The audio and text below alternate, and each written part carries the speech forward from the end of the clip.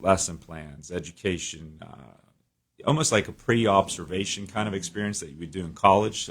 They're going to have different experiences at not only the preschool, the elementary, middle school, and high school levels.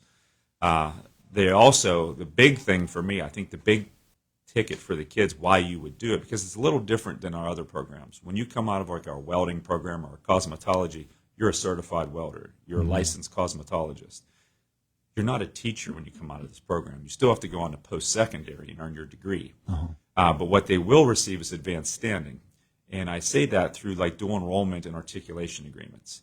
What we're going to work really hard on is expanding those opportunities for those students. And I think the key factor here, Todd, is that these credits will be directly related to their major.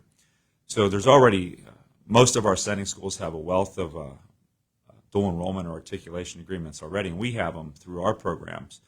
But sometimes those credits don't transfer towards your major. They'll take care of the electives at the post-secondary level. These, we already have an agreement with IUP. These credits will directly go through their educational major. St. Francis has prior agreements with other CTCs that have it. We're going to pursue St. Francis. Through our curriculum, the Ed Rising curriculum, they already have an agreement with Penn West through that curriculum that they can receive up to 9 credits, which is Clarion, California, and Edinburgh, that coalition of those state schools. Seton Hill, through I think Northern Westmoreland, has an articulation agreement for their program. So we're going to pursue all these opportunities for our students, but that's the true carrot in this program. If I have an interest in an educational field, I may be able to get advanced standing. And St. Francis is even offering close to what would be an associate's degree. Yeah. Yes. Well, the idea for adding a program such as this, of Rising Educators, that really comes out of a need within education circles, doesn't it? Yes, there is a need right now for staffing. Everybody's seeing a shortage. It used to be, as a principal, take an elementary position, you would get a stack of 100 applicants. Now you're lucky if you get 10. Yeah. So it's different. So it's going to generate, and we want to keep our local talent here too. So if we have good kids that are interested in education, and we can help facilitate that and get them in the field faster, and get them in our buildings. If you have someone local who wants to be here, that knows the system and what you're doing, why not keep them here? So. Will students involved in this program, when they're at Indiana High, will they have the opportunity to work with other students? Yes.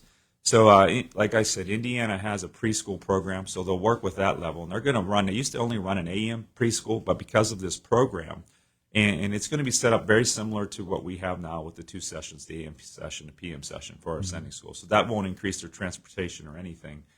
So as they drop the kids off at the ICTC, they're going to drop these kids off at Indiana High School.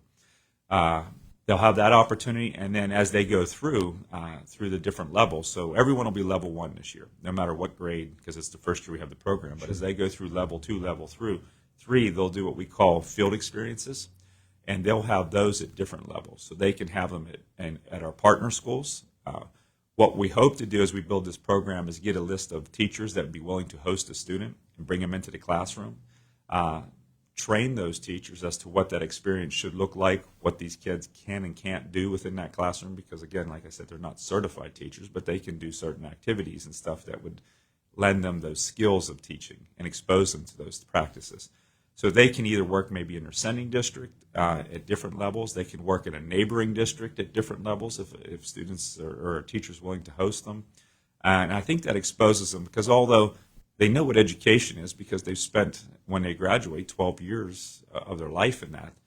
But it's a little different when you're at the front of the class instead of a member of the class. Yeah. So exposing them to those opportunities. And I think sometimes, especially as you get to the older grades, when you talk about that high school experience, it might be a little easier for them if it's not with their peers. Understand. Yeah.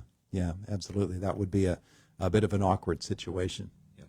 Yeah. But wow, it's another case where ICTC perceives an opportunity and then seizes that opportunity and offers something brand new.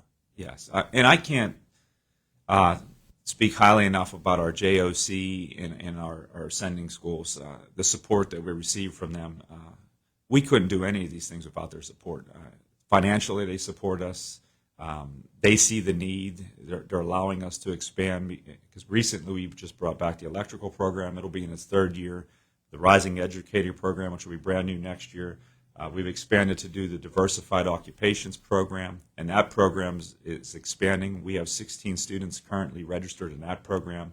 And just to give you a little background on that program, Todd, is it's a one-year experience. It's focused on seniors who realize that in their senior year, they've either not attended ICTC, not quite sure what their career track's going to be. Mm-hmm. So it's a way of exposing them to different careers that we may not offer at our facility or the sending school. And of the 16 students, to give you an example, we have students who are interested in veterinary science, dermatology, law. Some of them want to be lawyers. We even have a voice actor who wants to do that. So what we try to do is find an employer that'd be willing to host a student. It's almost like a paid internship. Uh-huh. And they will be exposed to that career before they invest $50,000 to $100,000 in post-secondary. They'll have a pretty good idea whether that career is for them. Yeah. There's a class that goes with it to teach us all the soft skills, resumes, interview skills, all that. And then there's a NOCD exam at the end of that course. So it's set up similar to one of our other programs, but it's a one-year experience, and it exposes kids, and it's a paid experience too. So they get to make a little extra money while they're doing it too. Wow. I like it. I like it a lot. You have to be adaptable like that within education, don't you? In order to offer what is available out there, that maybe a program hasn't been designed to match up what is needed with what we're able to provide. So you adapt and you make sure that you can fit those two ends together. You're 100% correct there, Todd. We always are analyzing our programs. We're making sure that we're doing what industry needs our students to learn when they exit us. But we evaluate what we're doing currently and what is our programs where they need to be to serve the community, because that's what we do. We serve the community. We are a career educator, and we want to put out workers that are entry level ready when they walk out our building. And then we also have to listen to the needs of the community. You can't stay stagnant when you're in our field. So you hit it right on the head. We have to constantly evaluate what we're doing, expand, and the big things that you're hearing right now, AI. So we're having a lot of conversations about AI and how do we incorporate that, whether we do that in our existing programs, whether it's a standalone program, how do we partner with our sending schools? Because I think the biggest thing that's coming out of this Rising Educator program is the sending schools and ICTC realize there's another way to do our business. Yeah. We don't have to stand in silos. ICTC is owned by the sending schools.